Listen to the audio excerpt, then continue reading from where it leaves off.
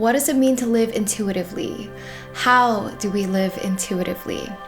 Hello, my loves. Welcome back to Lavendaire. It's Aileen. So today, let's talk about living in alignment with your intuition. I am a firm believer that we all have a sense of intuition. We all have this inner knowing, this inner wisdom, and this inner voice that is constantly guiding us. The question is, are you listening to it or not? Do you have a relationship with that intuition or not? A lot of people live their entire lives disconnected with their intuition. They are listening to external forces. They are following what others are telling them to do. They are following what they think they should do. They're being too logical, too much in the head, not enough in the heart. Living that way can guide you down a dark path of feeling unhappy, unfulfilled, confused, lost. It can feel like a struggle, like you're detached from your sense of purpose and meaning in life. You're essentially just going ways that you're not supposed to go, because where you're supposed to go is led by this internal compass.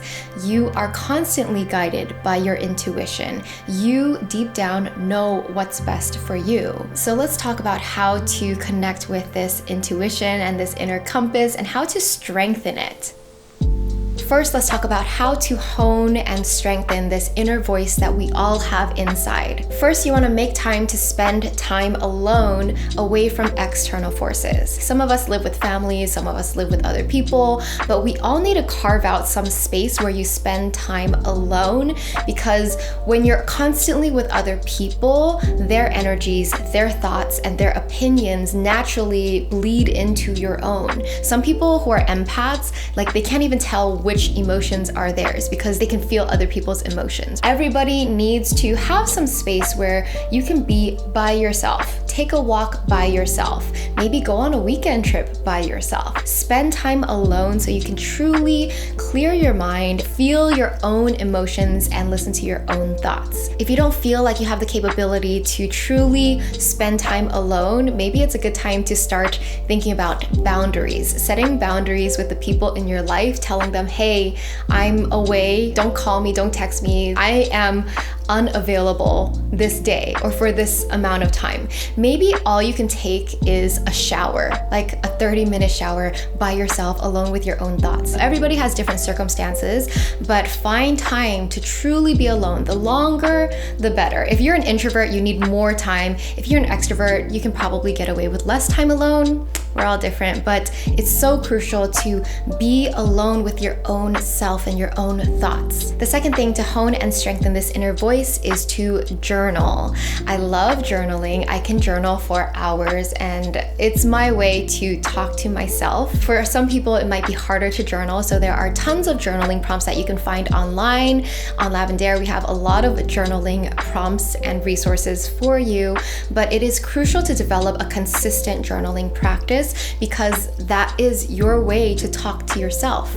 That is your way to show up and ask yourself, hey, how are you doing? How are you feeling? What are you thinking about?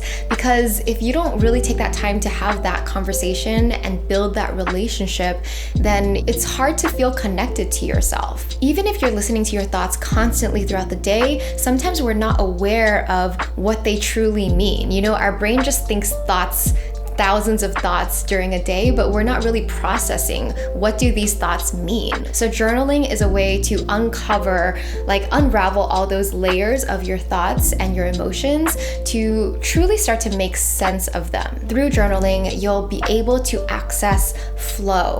And I'm talking about that inner voice that just naturally flows so easily when you're journaling, to the point where you're like, is this really me talking or is this someone else? You know? Usually journaling starts out really difficult, where you're saying whatever comes to mind, but once you start, stream of conscious journaling and you continue on, you eventually get to a level where everything just flows out. You're not even trying, and that is what I believe is your true inner voice.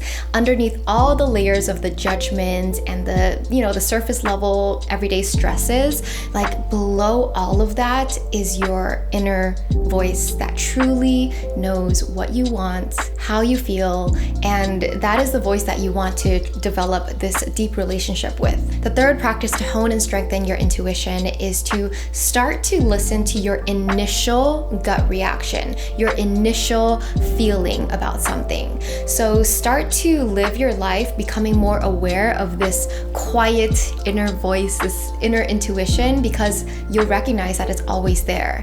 And you'll recognize it in your little preferences, right? Kind of like a song comes on, you know, when your playlist is on shuffle, like you never really find the song you like you know what song you're looking for and you know when it feels good, right? That's your intuition.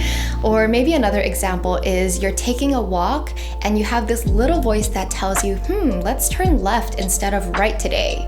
And then you follow it. We all have something in us that's constantly like guiding us. And if you can listen to it in these like little, very insignificant ways, then you start to honor it and you start to strengthen that connection so that that voice becomes louder. So start trusting, listening to, and following that intuitive voice that you have within instead of listening to your head or telling yourself, oh, that's a stupid idea. Just follow it. Like, even if it doesn't make sense, like if you feel a certain way, like just follow that feeling, follow that intuition. All right, real quick, let's talk about energy care. So you want to become aware of your energy and know how to cleanse it, because we all have like energy bubbles, and when we are with other people, their energy becomes our energy and everything gets intermixed. When we're on social media, we take on energy and stress from the world and news and whatever. So you want to really become aware of your energy and know how to cleanse it. One way is to physically cleanse your body. So taking a shower, you're physically cleansing your body, but you're also cleansing your energy, because the water, think of like it brushing off the old energy to make room for new energy. Imagine when you're showering, like it's creating some movement around you. Another way is meditation. Meditation is a really great way to recenter and cleanse your energy, kind of like create boundaries from anything external and focus more on the internal so that you are more in tune with yourself. Another way is to go into nature. Nature is naturally just very healing, grounding, and it can help you reset your energy so that you become more in tune and aligned with your inner voice.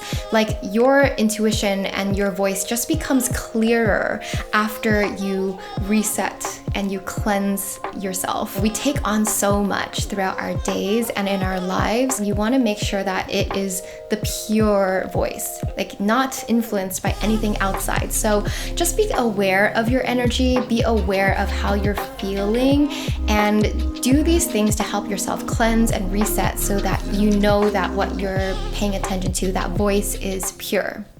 All right, now I'm gonna go over some of my favorite intuitive tools that I use to guide my intuition and help me learn more about myself and discover what I'm meant to be doing in life, because I'm always asking these questions. I'm always trying to understand myself deeper and deeper. One note that I wanna say about these tools is you can easily give too much power to these tools the same way you give power to external opinions and external forces. You have to remember that everything is a tool that's meant to support you and guide you, but ultimately your intuition is what you should prioritize. Essentially, don't take any of these tools as like absolute truth and you have to listen to whatever they're telling you, like basing your life decisions on like a tarot card that comes up or like astrology. These tools are meant to guide you. They are tools to build your intuition rather than depend on and rely on as absolute fact. You always have to stay connected to what feels true to you, because ultimately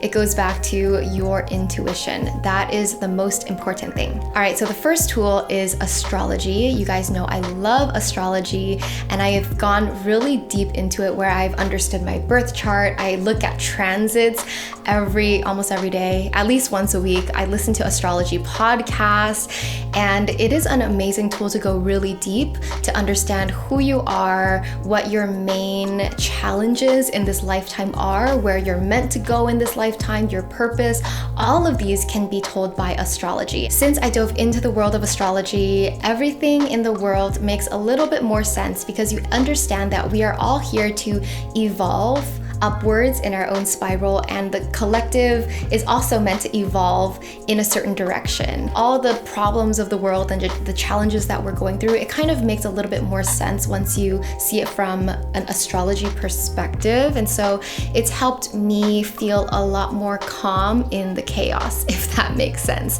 I mean, sometimes the chaos is still not fun in your own life, but you know, it helps make everything make a little bit more sense. So if you're looking for something like that, then definitely check out astrology. I would recommend, if you're interested in learning about your career and life purpose, we have an astrology workshop that we recently did in our Dream Life Club. I'll link that down below. And some of my favorite astrology books I'll link down below as well. The next intuitive tool that can help you hone your intuition is tarot, and I've made a video on that. I've had a few podcast episodes on that, which I'll link below. But tarot is a way to kind of ask questions. Cards don't have the answers. The cards only reveal your intuition. They're kind of like a mirror. It will reflect how you're feeling about a situation that you're in. Practicing tarot has really helped me strengthen my intuition because number one, it helps you recognize what your intuition is saying, and number two, trust your intuition. And that one is a big one because oftentimes we hear the voice but we don't trust it. So tarot is something that you can do daily or weekly to just like keep that relationship going with being in tune with your intuition. Number three is human design, and if you've never heard of human design, definitely look into it because it's an amazing self-discovery tool.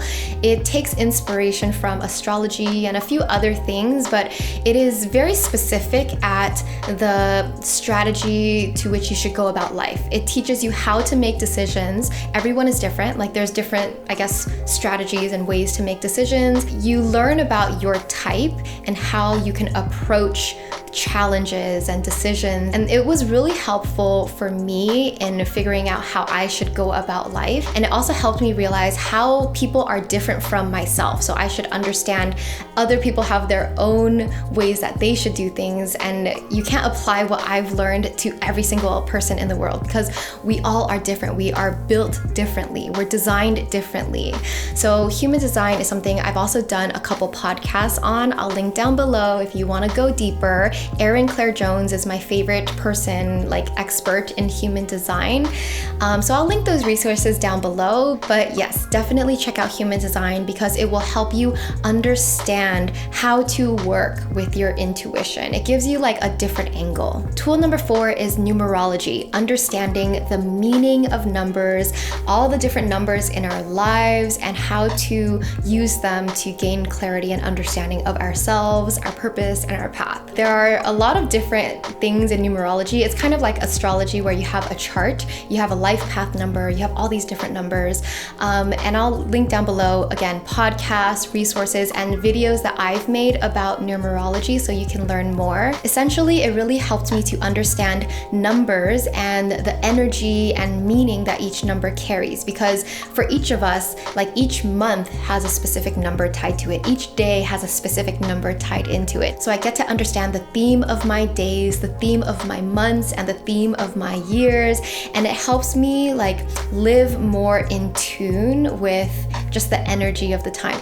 The last intuitive tool that you want to pay attention to are synchronicities. So synchronicities are coincidences or things that happen or things that you see that are just too like perfect or too coincidental to be normal. It's when things happen and you're like, wow, the probability of that happening is so small that I can't believe it happened, right?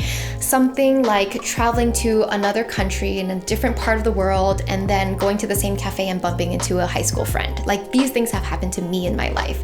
Or it could be something like seeing repeating numbers. People talk about angel numbers all the time, like repeating numbers have certain meanings.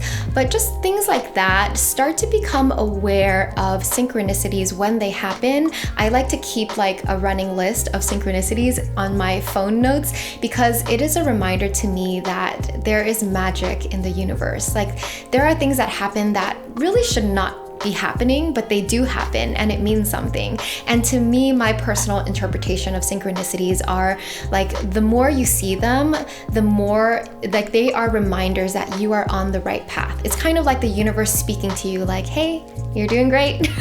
Like you see a synchronicity and you just feel like, wow, like I am guided, you know, like I am on the right path. I'm where I'm meant to be. It's also one of those things that the more you pay attention to it, the more that you find they occur because you pay attention to it, right? It's kind of like if you think about buying a red car and you start seeing red cars everywhere, it's a psychological thing, but I feel that it's a good thing to pay attention to synchronicities because it's like that, it's a positive reminder, and it's really nice to have continuous magical moments in your life that remind you that you're on the right path. All right, my loves, hope you enjoyed these tips on living intuitively. Let me know down below, what is your favorite tool that helps you connect with your intuition? Is it journaling? Is it tarot? Like, what do you do? What is in your intuitive care kit? Does that make sense? Intuitive care kit. Yeah. Yes, you have to care for your intuition. You have to develop this relationship with your intuition and this inner voice, because we are all so wise. Like, this inner voice is very wise. It knows exactly where you need to go, what the next steps are. You just have to listen. All right, sending you so much love, and I'll see you in the next one. Bye.